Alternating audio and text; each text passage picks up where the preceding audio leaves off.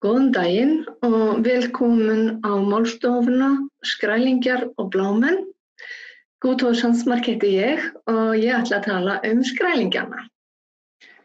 Viðfangsefni mitt sem sagt skrælingjarnir í Eiríks sögu rauða og Grænlendingasögu. Þetta bókmenntafræðilegt erindi og ég ætla ekki að velta fyrir mér staðsetningu landnáms eða hvaða amerískar þjóðir hafa búið á norðaustursvæðinu. Þetta fjallar lýsingar textans á heimamönnum sem Íslendingar og Grænlendingar hitta á Vínlandi. Til að rannsaka þetta noti ég hugtök sem hafa allt annan uppruna mun yngri en sögurnar sem eru til umfjöllunar, nefnilega eftirlendafræði. Hans Hauge skilgreinir í bókinni Postkolonialisme eftirlendu bókmenntir sem bókmenntir á ensku í löndum sem hafa verið ensk nýlenda, sem á auðvitað ekki við Norður-Ameríku á tíma Íslendingasagnanna. Einnig eru aðstæður allt aðrar en sumt gæti verið sameiginlegt. Geraldine Haink lýsir landnámi á Vínlandi í bókinni The Invention of Race in the European Middle Ages. Thus far, the first European settlements in the Americas, as narrated in the Greenlander saga, has performed steps in land-taking, landnám. The beginnings of colonization, with Iceland as an historical example of an aggressive kind. Leif Erikson and his men find an apparently empty land ripe for resource extraction. They duly extract resources they assume are there for taking. Thorvald Eriksson and his men, on finding the land not empty after all, meet a few local inhabitants and instantly kill them, thus provoking retaliation and hostilities between two populations depicted as meeting on the continent for the first time. Hein lýsir þannig landnámi Þorvaldar sem árásargjarnri byrjun nýlendutöku. Landnámstilraunir Grænlendinga og Íslendinga í Vínlandi eru hins vegar einstaklings eða kannski hóphvattir en ekki hluti af skipulagðri nýlendustefnu einhvers þjóðríkis. Engu að síður þetta landnám á byggðu svæði. Edward Said einn frumkvöðla eftirlendafræðina. Í bók sinni Orientalism gerir Said grein fyrir hvernig Vesturlandabúar móta andstæðu á milli Orient, Austurlönd, sem eru exótísk og framandi, og Occident, heima. Þeir tileinka Austurlandabúum alls konar eiginleika til þess að geta fylgt sig þeim og hafið sig yfir þau og þar með átt rétt á að stjórna þeim og arðræna. Samkvæmt Said eru Austurlönd í huga Vesturlandabúa exótísk, framanleg, dulræn, barbarísk, en Vesturlönd eru þekkt, skipulögð og siðmenntuð. Vínlandssögurnar fjalla meðal annars menn sem koma á stað þar sem annað fólk býr fyrir, en sem langar að ráðstafa landinu og hlunnindum þess út frá sínum þörfum og nauðsynjum, en það einmitt staða nýlenduherrans. Auðvitað greiningin á milli Austurlanda og Vesturlanda nýrri tíma tilurð og kemur þessum sögum ekki við. En greining á milli þekkts heima og óþekkts annars staðar sennilega eins gömul og tungumálið eða jafnvel eldri. Eitt af því sem einkennir framandi og óþekkt svæði í miðaldamenningu eru tilvist alls konar furðuvera.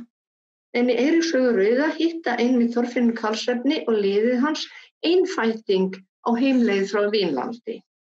Ég tel hann ekki til lýsingar skrælingja þar sem ég túlki hann sem menningarlegt fyrirbæri sem lýsi útjaðri á miðöldum. Hins vegar hann gott dæmi að þessi hluti heimsins framandlegur og dulrænn. Fyrsta lýsing Eiríks saga rauða á skrælingu leikur einmitt áhersla á framandi útlit þeirra. Þeir voru svartir menn og illilegir og höfðu illt hár á höfði. Þeir voru mjög eygðir og breiðir í kinnum. Tilvitnanir á sögunum eru úr íslenskum forsögum frá 1969. Ýktarlýsingar og útliti manna eru einnig í lýsingum íslenskra forsagna og sumum í Norður-Noregi, til dæmis í Ketilssögu Hængs, þar sem samar eru með alinbrett andlit. En þar eru líka norrænir menn að leggja undir sér svæði og auðlindir. Með því að leggja áherslu á útlitsdrætti sem þykja ólíkir okkar eigin, gerum við þann lýsta meira framanlega. Vegna áðurnefndra lýsingar telur Sigríður Helga Þorsteinsdóttir í Biskupamóðir í Páfagarði að frumbyggjum sé neikvæðar lýst í Eiríks sögu rauða en í Grænlendingasögu, þótt ekki sé borin mikil virðing fyrir þeim í hvorugri sögu. Í Grænlendingasögu byrjar samband aðkomumanna og heimamanna hins vegar með því að Þorvaldur Eiríksson og lið hans koma að 9 mönnum sem sofa undir 3 bátum og drepa 8 en 1 sleppur. Í þessari lýsingu eru Ameríkanarnir kallaðir menn og fyrst virðist það má lesandann hvort vandamálið sé drápinn eða það að 1 slapp. Hins vegar kemur fljótlega í ljós hverjir falla geð hjá æðri móttarvöldum. Eftir slátturina slær á þá höfuga svo miklum að þeir má ekki vöku halda. Sem fyrst mætti túlka sem refsingu fyrir morðin nema það að kall veki þá alla og rödd talar beint til Þorvalds og segir þeim að vakna og fara frá landinu sem skjótast. Svefnin er þannig eins konar álög sem æðri móttavöld bjarga Íslendingum frá. Þeir flytja sér í bátana og þegar Ameríkanarnir skjóta örvum á þá eru þeir orðnir skrælingar. Svo gera þær en skrælingar skutu á þá stund en flýja síðan í burt sem ákafast hver sem mátti. Íslendingarnir hafa flúið í bátana eftir ráði karlsins og hafa sett út vígfleka sem verja alla frá örvunum nema Þorvald. Ég hef fengið sár undir hendi, segir hann, og sló milli skipsborðsins og skjaldarins undir hönd mér og hér örin, en mig mun þetta til bana leiða. Nú ræð ég að þér búið ferð yðar sem fljótast aftur á leið, en þér skulu færa mig og höfða þann, ef mér þótti byggilegast vera, má það vera að saft hafi mér á munn komið, að ég muni þar búa á stund. Það skulu þér mig grafa og setja krossa að höfði mér og að fótum og kalli það Krossanes jafnan síðar. Fyrirmælin kristilega jörðum getur útskýrt af hverju röddin stendur með Íslendingunum. Kristnin er mikilvæg í báðum víðmenningarsögunum og bendir Sigríður Helga á að þær geti verið hluti röðsullöfnings þess að afkomendur Guðríðar Þorvaldardóttur, biskuparnir, eiga heima í Dýrlingatölu. Dæmigerð skáldhæðni er í þessu þegar Þorvaldur segist lengi munu búa þar sem hann bendi á, en bústaður og búsvæði er einnig árekstrarpunkturinn á milli aðkomumanna og frumbyggja. Hér er fagurt og hér vildi ég bæ minn reisa, segir Þorvaldur áður en þeir fara að skipunum og finna þá mennina undir bátunum. Fyrsti áreksturinn kemur þegar aðkomumennirnir vilja byggja á þeim stað sem heimamenn dvelja fyrir. Svipuð aðför að drepa sofandi menn kemur einnig fyrir í Eiríks sögu rauða, en þar gerist það í lok ferðar Karlsefnis sem er síðasti Vínlandsferð þeirra í þeirra sögu. og meðan morðin í Grænlendingasögu eru réttlætt eftir á, eru þau réttlætt áður í Eiríks sögu rauða. Karlsefni og liðið hans sjá 5 skrælinga í skinnhjúpum nær sjó. Þeir höfðu með sér stokka og í dýramerg dreira blandin. Þóttist þeir Karlsefni það skilja að þessir menn myndu hafa verið gerðir brott á landinu. Þeir drápu þá. Þeir eru sem sagt útlægir og þess vegna réttrætir. En erfitt er að skilja hvernig þeir Karlsefni gátu vitað hvað væri í stokkunum áður en þeir drápu mennina. Textinn byrði jafnvel upp á aðra tilgáttu dvöl mannanna á svæðinu. Síðan fundu þeir Karlsefni nes eitt og á fjölda dýra var nesið að sjá sem mikið skán væri að því að dýrin lágu þar næturnar. Þetta sem sagt gott veiðiland og kannski hafa mennirnir bara verið í veiðiferð með nesti í stokkunum. Í báðum þessum tilvikum er textinn orðinn örlítið tvírátta. Þrátt fyrir réttlætandi útskýringar er hægt fyrir lesandann, að minnsta kosti nútímalesanda, að gera sér upp aðra skoðun þá tækifæri til þessi minna í Grænlendingasögu þar sem kristnin er rök sem á sér eiginlega ekki mótur. Mikilvægt hugtak í eftirlendufræði er öðrun, othering, sem er notað hvernig hóp útilokar annan hóp eða ýtir honum út af jaðrinum með því að skilgreina hann sem annan hinn. Þess vegna othering, öðrun. Upphafskona hugtaksins, Gayatri Chakravorty Spivak, hefur líka átt mikilvægan þátt í að móta eftirlendufræðin. Öðrun lýsir félagslegum og sálfræðilegum leiðum nýlenduherranna til að móta gerandann í orðræðu valsins. Þeir sem verða fyrir nýlendustefnunni eru skilgreindir sem gerendur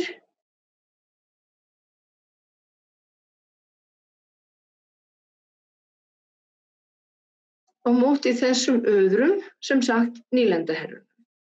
Lýsingin á útlætti skrælingjanna í Eiríks sögu rauðu tengist könnunarleiðangri þeirra til býlis aðkomu manna. Dvöldust þeir stund og undruðust þá sem fyrir voru og reru síðan í brott og suður fyrir nesið. Íslendingarnir og Grænlendingarnir eru sem sagt þeir sem fyrir voru og meðan heimamenn eru gerandir sem mæta á þeirra svæði og skoða þá og mæta til að versla eða berjast. Til að gefa hópi manna nafn sem skilgreinir þá eftir útliti eða lífsháttum og greina þá frá mælandanum er önnur leið til að benda á að þeir séu aðrir.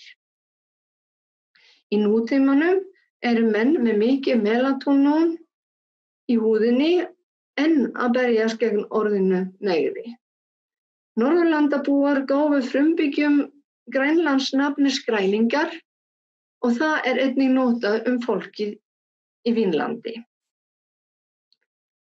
Í orðsifjabók Ásgeirs Blöndals er orðinu skrælingi lýst þannig: skrælingi, frumbyggi Grænlands, vansiðar maður, villimaður.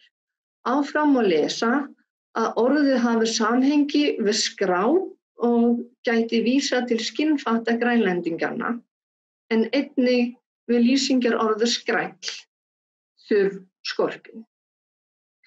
Sjónarhorn frásagnarinnar er hefðbundið fyrir Íslendingasögurnar og að mörgu leyti í hlutdrægt þar sem við sjáum ekki inn í huga persónanna nema gegnum gjörðir og orð þeirra, en hins vegar víkur frásögninni hér eins og í öðrum sögum nær sumum persónum en öðrum.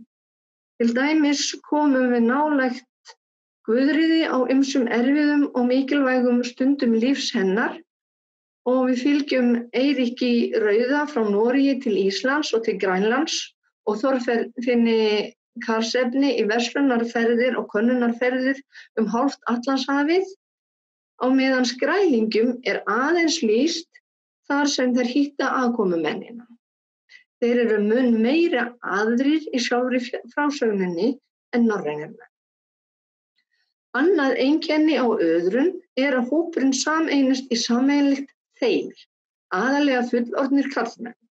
Þetta mjög dæmigert í Vínlandssögunum.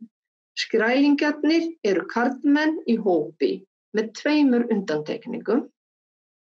Karlsefni og lið hans hittir fjölskylduhóp í Markland þegar þau eru að fara heim og svo kona sem kemur til Guðríðar í Grænlendinga sögu þegar skrælingarnir eru í verslunarferð.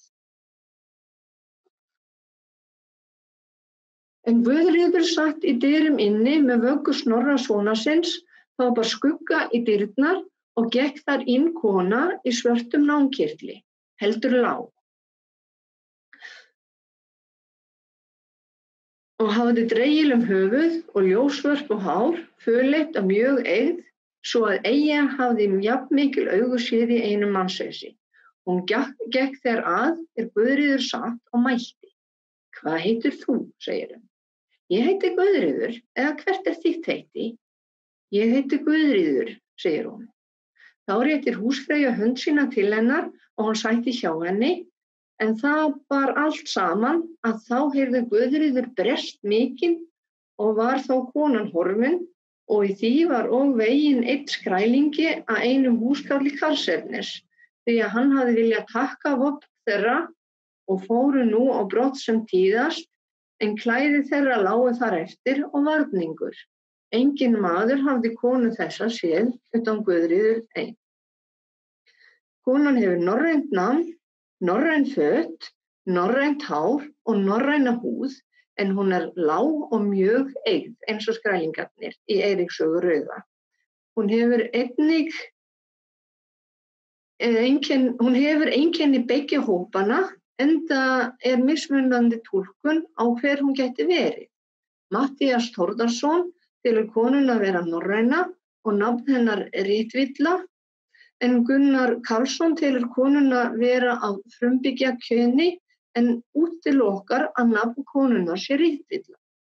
Það auðvelt að skilja hvernig slík Ritvilla gæti skapast, en furðulegt að hún gæti haldist í textanum.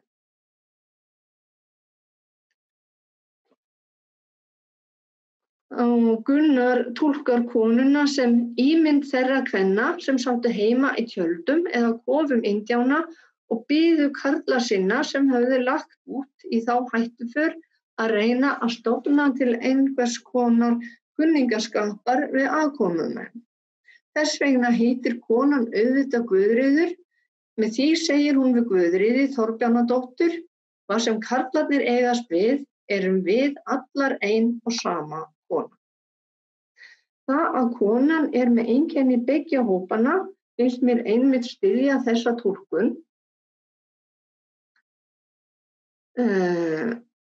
Í Grænlendingasögu eru mörg yfirskilvitleg fyrirbæri, til dæmis afliðið fólk óvenju ræðið. Ræður þeirra gefa gjarnan ábendingu framhald sögunnar og lykil að túlkun hennar. Konan sem kemur til Guðríðar greinilega heldur ekki að þessum heimi.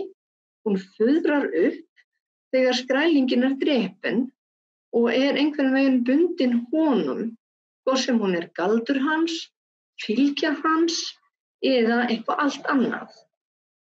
Hvort sem tengir hún aðkomumenn og heimamenn, karla og konur og að einhverju leyti brot á orðræðunni skrælingjana sem hóp karla, þá aðra sem ræður annars í sögunni.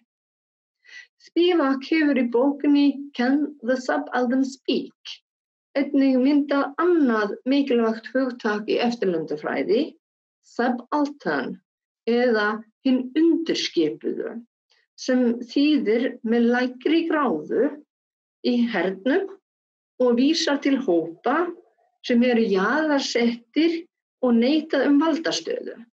Skrælingjarnir sofnaði í Grænlendingasögu, skrælingarnir sofandi í Grænlendingasögu fá til dæmis engan möguleika til að tjá sig áður en Þorvaldur og menn hans drepa þá. Þegar verslun hefst ráða norrænir menn förinni. Í Grænlendingasögu neitar Þorfinnur og Snorri skrælingum að kaupa vopn og selja þeim aðeins matvæli. Og Heng bendir á að frásögnin nú var sú kaup fyrir skrælingja að þeir báru sinn varning í brott í mögum sínum en karlsefni og förunautur hans höfðu eftir bagga þeirra og skilvöru, sýnir skilning á að talsverður halli á vöruskiptunum. Það hins vegar ekki tekin afstaða til hvort þetta sé siðfræðilega rangt eða einfaldlega snjallt, en það styrkir mynd lesandans að skrælingunum eru undirskipaðir. Þeir láta í minnipokann og sætta sig við það. Í Eiríks sögu rauða sama bann við vopnasölu, en þar kaupa skrælingjar rautt klæði en ekki mat. Aðkomumennirnir skammta efnið skornara og meðan skrælingjar borga jafn mikið fyrir.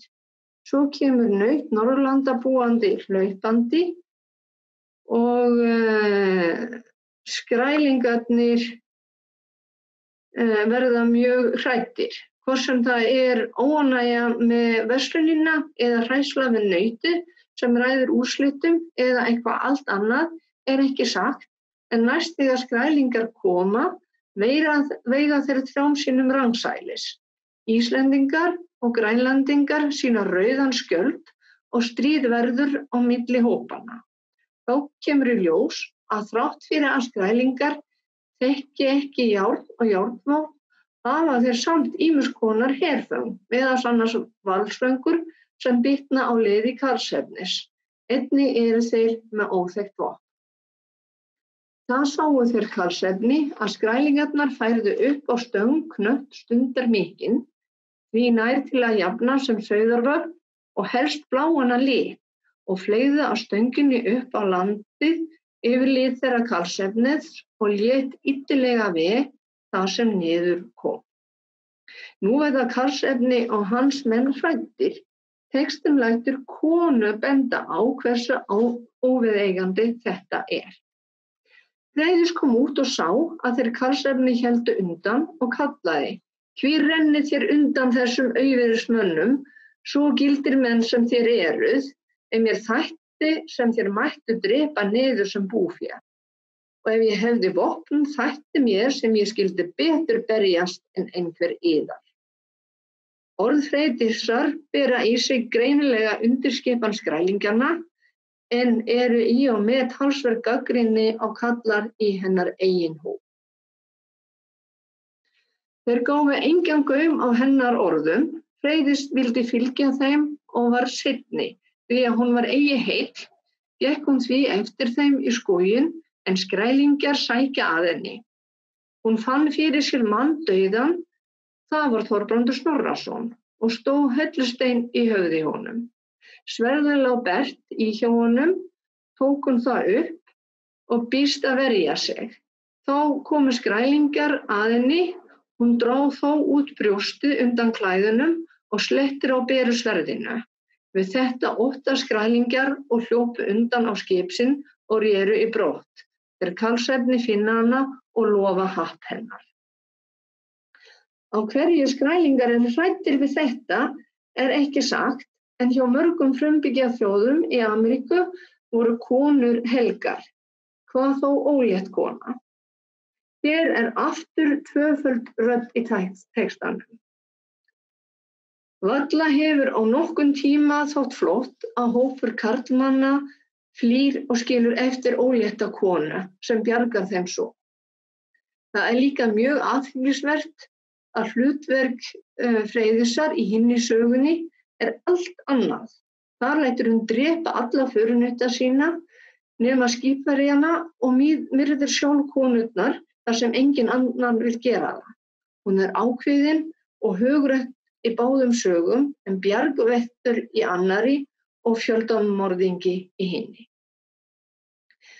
Skrælingarnir eru einnig undirskipaðir í lýsingum þeirra að vankunnáttu þeirra járnaxir. Í Grænlendingasögu tekur skrælingi upp öxi og drepur mann með henni, en þá hendur höfðingi þeirra henni í sjóinn. En í Eiríks sögu rauða tekur skrælingi upp öxi og notar hana fyrst á tré og mjög hrifinn, en þegar hún virkar ekki á stein hendir hann henni. Síðasti skipti sem Þorfinnur Karlsefni og hans lið mæta skrælingjum hafa þeir yfirgefið Vínland. Þá þeir sigldu að Vínlandi tóku þeir suðræn veður og hittu þá Markland og fundu þar skrælingja 5 og var einn skeggjaður, konur voru 2 og börn 2. Tóku þeir Karlsefni sveinana, en hinir komust undan og sukku þeir skrælingjar í jörð niður. Sveina þessa 2 höfðu þeir með sér. Þeir kenndu þeim mál og voru skírðir. Þeir nefndu móður sína Vethildi og föður Óvægi. Þeir sögðu að konungar stjórnuðu skrælingjum og hét annað þeirra að Valdamon en hinn að Valdidída. Þeir kváðu þar engin hús, lágu menn þar í hellum eða holum. Þegar Vínland yfirgefið frá skrælingar rödd, að minnstu kosti barnarödd á erlendri tungu. Og þeir fá nöfn. Einnig hér textinn tvíræða. Foreldra strákana sökkva í jörð niður, hvað sem það nú þýðir. Bæði þessi stafhæfing og nöfnin hafa ævintýrablæ og gera staðinn dulrænan og framandi.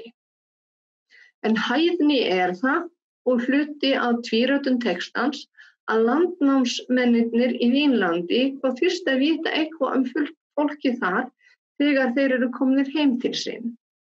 Allra mest tvíræddum þó í því að norrænir menn gefast upp á landnámi. Til að draga saman efnið í lokin hef ég gert yfirlit yfir samfundi norræna manna og skrælingja í sögunum 2. Eins og sjá má margt sameiginlegt þótt það gerist í ólíkri röð. Lýsingar á þeim bera minnsta kosti ótrúlega miklu betur saman en til dæmis lýsingarnar á Freydísi. Hér sem sagt að norrænir menn sjá sofandi skrælingja og myrða þá. Norrænir menn versla við skrælingja og telja sig hafa betur. Skrælingjar vilja kaupa vopn en fá mat eða efni. Skrælingjar eru hræddir við naut norræna manna. Skrælingjar kunna ekki á nútíma tækni, þeir notu öxi vitlaust að henda henni svo og stríð við skrælingja gerir að norrænir menn snúa aftur til Grænlands. Niðurstaða mín að hugtök eftirlendastefnunnar eins og öðrun og undirskipun passa óhugnanlega vel við lýsingar skrælingja í Vínlandssögunum, en að textarnir sum staðar eru að minnsta kosti tvírædda þar sem lesandinn getur séð skrælingana í örlítið öðru ljósi og kannski öðlast annað viðhorf til þess sem gerist. Þetta var mitt mál skrælingjana. Þá bara þakka ég fyrir mig og næsta dagskrá Arngrímur Vídalín sem ætlar að tala blámenn. Góðan dag, ég Arngrímur Vídalín, aðjúnkt í íslenskum bókmenntum við Menntavísindasvið Háskóla Íslands og í dag ætla ég að fjalla blámenn og blámannshugtakið í miðaldabókmenntum og þjóðsögum. Fyrirlesturinn minn í dag byggður á fyrri rannsóknum mínum efnið og þar má sérstaklega benda á grein sem mun birtast í næsta hefti Andvara sem í þessum töluðu orðum farið í prentun. Blámenn koma svo víða fyrir í bæði miðaldatextum og þjóðsögum að það ekki úr vegi að skoða fyrst hvernig þeir birtast í minnaskrám. Í minnaskrá Bóberg þá koma þeir fyrir undir skrárnúmerinu F527,3 Blámaður, og þetta byggir á minnaskrá Thomsons undir númerinu F527 Person of Unusual Color, og svo undir sama númeri og Boberg setur Blámenn, þar setur Thomson Blue Man, sem írsk goðsögn. En það engar nánari upplýsingar veittar þetta tiltekna minni í skránum sjálfum. Þannig raun og veru segir þetta okkur ósköp lítið Blámenn, þannig lagað. Nú, hvað Blámaður? Þetta hugtak sem í nútíma íslensku hefur farið að merkja einfaldlega svartur Afríkumaður í raun og miðöldum mjög margslungið hugtak og ýmsar ólíkar merkingar sem fylgja því. Til dæmis getur það merkt djöfull, blámenn geta verið tröll, Eþíópar, múslimar, márar, svartir Afríkumenn vissulega eins og í nútíma merkingunni. En blámenn geta sömuleiðis verið blemjur eða blemje eins og það heitir á latínu. En það fígúra sem á ættir sinnar að rekja allt aftur til Heródótosar sem skrifaði á 5. öld fyrir Krist. En hugmyndir hans blemjur urðu sérstaklega vinsælar með riti Pliniusar eldri, Naturalis Historia, sem var skrifuð á 1. öld eftir Krist. Og þessar blemjur eru sem sagt höfuðlaus þjóðflokkur fólks sem býr í Norður Afríku og hefur andlit í bringunni. Og til eru dæmi í miðaldatextum þar sem blámönnum virðist vera skeytt saman við þessa furðu fígúru. Blámenn eru sömuleiðis dýrslegir yfirleitt, tröllslegar fígúrur sem búa ekki yfir tungumáli. Stundum eru þeir djöfullegir, stundum fjölkunnugir, með gul kattaraugu og svo framvegis, ýmsa svona skrimslislega og ómanneskjulega eiginleika. Og þeir birtast iðulega sem einfaldir skúrkar fyrir söguheitina til að breytja niður.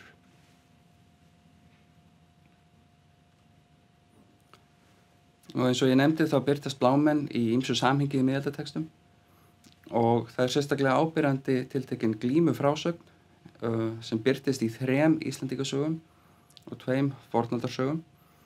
Og sama frásögn mjög algeng í unglegum þjóðsögum og hún birtist til að mynda í þjóðsagnasafni Konrads Maurer, Íslendische Volkssagen der Gegenwart frá 1860.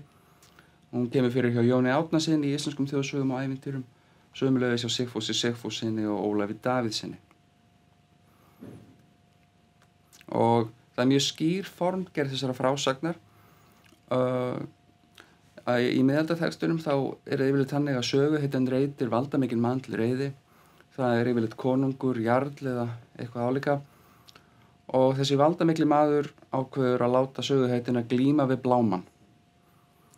Og það að hetjan eigi að glíma við blámann iðulega mjög óvænt og hálfgert áfall. Og stundum þetta kynnt til sögunar nánast eins og mælt af vörum Bond illmennis: skaltu nú fásk við blámann vorn. Og hetjan yfirleitt svarar á þá lund að hún hafi ekki átt von á því að þurfa að glíma við tröll. Nú, þessi blámaður sagður eign hins valdamikla manns, eða það gefið í skyn með orðalagi á við blámaður hans eða hann hefur blámann þann. Og blámaðurinn kallaður fram og honum siga líkt á hundi á söguheitinu. En til allrar lukku þá hefur söguheitan verið vöru við í tæka tíð og hlýtur sérstakann búna sér til verndar. Þetta getur til dæmis verið glímustakkur, skyrta með galdramætti, sér hann að vopn til að drepa blámenn eða einfaldlega góðar ráðleggingar. Og með þetta sér til fulltingis þá sigrar hetjan blámanninn og það ætíð sama rútína sem að fer af stað í frásögninni. Blámaðurinn alltaf sterkari en söguhetjan, þannig hetjan þarf að hafa sig alla við til að hafa yfirhöndina eða bíða bana. En með þrautsögu þá tekst söguhetjinni á endanum að færa blámanninn nálægt hellu eða grjóti sem stendur upp úr jörðinni og brýtur síðan bak blámannsins aftur á þessu grjóti. Að öðrum kosti ef að þetta virkar ekki þá kippir hetjan blámanninum fram fyrir sig svo bringað hans brotnar á grjótinu og í þessu tilviki þá þarf hetjan yfirleitt að hoppa ofan á blámanninn til þess að fyrirkoma honum endanlega eða sökkva svo lágt að kyrkja hann með fúlmannlegum kverkatökum og kreista hann til dauðs líkt og Hörður neyðist til að gera í Hjálmtýrs sögu. Í 3 hinna 5 miðalda frásagna glímu við blámann blámaðurinn einnig nefndur tröll. Í Sturlaugs sögu hann í þokkabát nefndur berserkur. Og blámaðurinn líkari dýri en manni í öllum þessum frásögnum.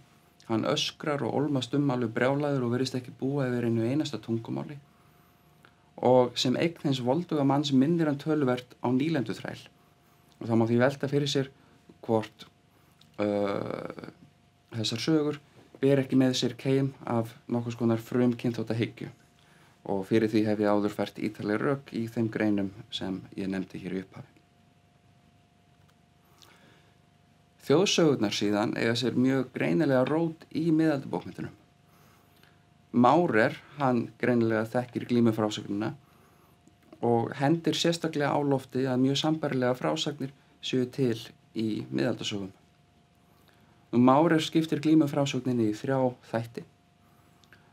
Í fyrsta lagi lendir bóndi upp á kant við erlendan kaupmann sem sigur á hann blámanni sem bóndinn þarf að glíma við. Bóndinn hlýtur góð ráð og ull til að vefja sig svo blámaðurinn nái ekki almennilegu taki á honum og að endingu þá drepur bóndinn blámanninn með því að brjóta hann á bak aftur yfir grjóti á jörðinni. Og á þessum stað einmitt líkur yfirleitt miðaldafrásögninni en þjóðsögurnar halda áfram því við þetta reiðist kaupmaðurinn og sigar hundi á bóndan. Bóndinn hefur þegar hlotið viðvörun þetta, aftur þegið ráð og eða sérstakann búnað og með þessu drepur hann hundinn. Og kaupmaðurinn verður æfur við þetta og hótar að drepa bóndan sem að þessu sinni hefur hlotið góð ráð enn einu sinni við þeim hótunum og hálfa galdraskræðu í þokkabót úr handamheimum. Og sagt að sá sem hafi báða helminga þessara galdraskræðu samtímis fari rakleiðis til helvítis og svo vill einmitt til að kaupmaðurinn á hinn helmingin svo bóndinn þarf ekki annað en að kasta skræðunni borð í skipið hans sem sekkur samstundis svo allir borð farast. Og þökk sé hinum áðurnefndu þjóðsagnarsöfnurum hafa sem sagt mjög margar gerðir og tilbyrðið þessara sagnar varðveist. En Maurer hins vegar gefur ekki til kynna að hann þekki fleiri tilbyrði glímufrásagnarinnar heldur en þetta sem hann á undan greindi. En megin atriði þjóðsagnana þetta sem þetta maður auðmýkir sér voldugri mann sem yfirleitt kafteinn eða stýrimaður eða kaupmaður með því annarkvort að sigra hann í styrkleikakeppni eða með einhvers konar öðrum mannjöfnuði. En þrátt fyrir öll þessi tilbrigði hér sennilega eina þjóðsagnahefð að ræða. Og sumar þessara nafngreindu söguhetja koma einmitt fyrir í ólíkum gerðum sömu þjóðsögu. Og formgerð glímufrásagnarinnar í þjóðsögunum eftirfarandi. Í öllum sögunum hlýtur hetjan sérstakann búnað eins og hníf, sauðskinn eða fangastakk. Og með þessu berst hann annarkvort við blámann fyrst og næst óðan hund eða öfugt. Áflógum þeirra yfirleitt ekki lýst í neinum smáatriðum, nema að hetjan drepur bæði blámanninn og hundinn með lítilli viðhöfn. Í einni sögunni blámaðurinn nefndur Jötun og mikil áhersla lögð á bæði kjaft hans og hundsins. Þeir öskra báðir og froðufella, þeir eru báðir með gapandi gin og báðir þykja þeir að endingu hníf í kokið. Svo lítill greinamennur í raun gerður á blámanninum og hundinum að segja mætti í raun og veru að þeim sem beinlinni slengt saman og hægt væri að skipta út blámanni fyrir hund og öfugt í þessum sögum alveg án þess að samhengi frásagnarinnar riðlaðist. Stundum þær hetjan að glíma við björn eða í einu sérstaklega áhugaverðu dæmi við ljón og til samanburðar við miðaldafrásagnir þarf Finnbogi Rammi að glíma við björn, undarlega fígúru að nafni Álfur og síðast en ekki síst við blámann.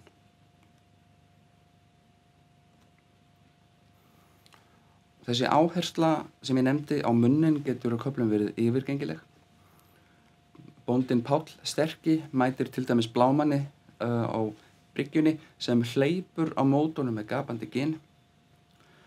Og Ingjaldur á Kálfaströnd að hantera 10 punda smjörbita þegar Blámaður, hræðilega stór og ljótur, hleypur skyndilega að honum með gapandi gin. Nú Ingjaldur bregst við með því að kasta smjörbitanum að Blámanninum sem tekur á móti með kjaftinum á harða hlaupum án þess að hægja á sér. Í annarri þjóðsögu sem ekki inniheldur glímufrásögnina verður söguhetjan vitni að bundnum Blámanni í skipslest og hann svo stór og með munn í réttu hlutfalli við eigin stærð að þar þarf 3 menn til þess að bókstaflega skófla hafragraut upp í gapandi ginið á honum.